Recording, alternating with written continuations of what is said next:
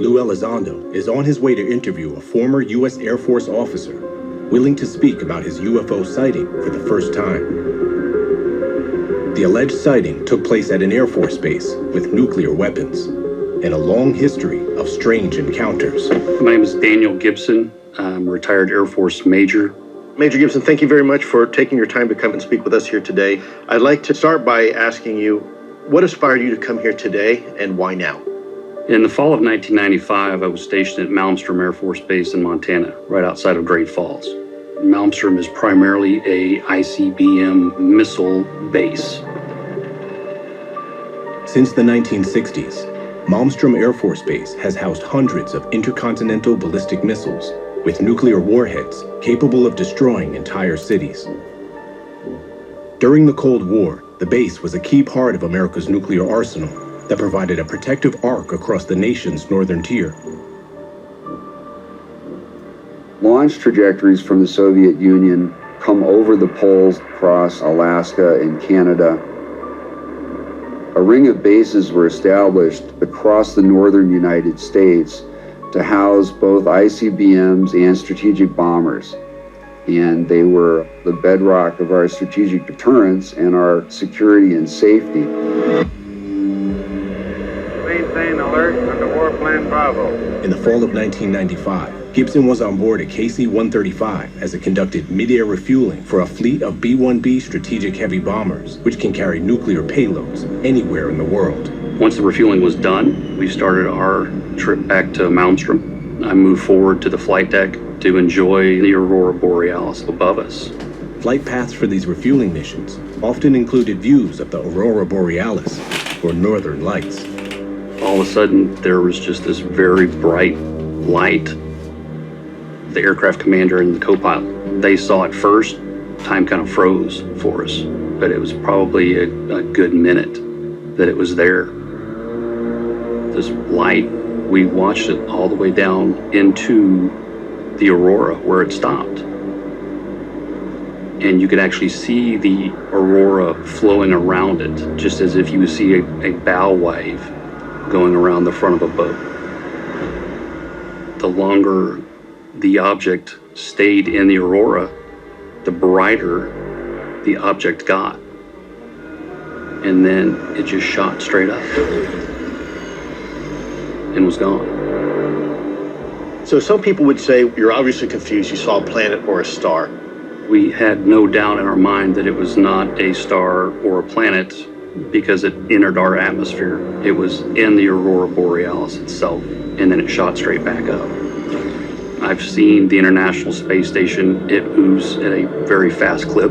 This was moving 10 times plus. We all had the same reaction. It was almost a stunned silence. None of us had seen anything like that before.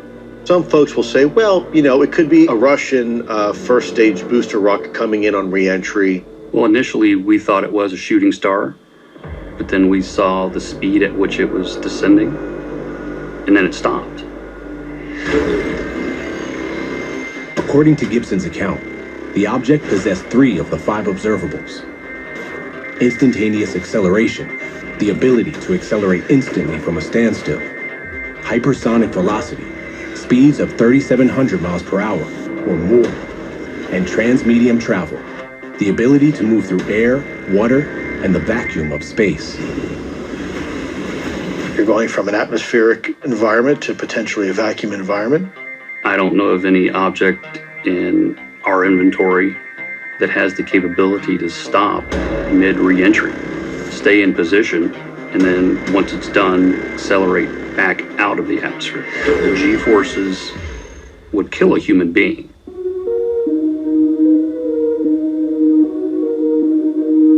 To Elizondo, Major Gibson's sighting is part of a pattern. While working with ATIP, the Pentagon's Advanced Aerospace Threat Identification Program, Elizondo says investigators researched multiple UFO sightings around northern tier nuclear bases during the Cold War. These sightings were part of a recently leaked 500-page government-funded report detailing dozens of alleged Cold War UFO encounters. Investigative journalist Tim McMillan has studied the report. There's a chart that showed the number of UFO sightings within proximity to different nuclear facilities that house weapon systems. There's a distinct correlation that these objects appear to be encroaching upon airspace of the northern tier. If you look at just those numbers alone, it's alarming.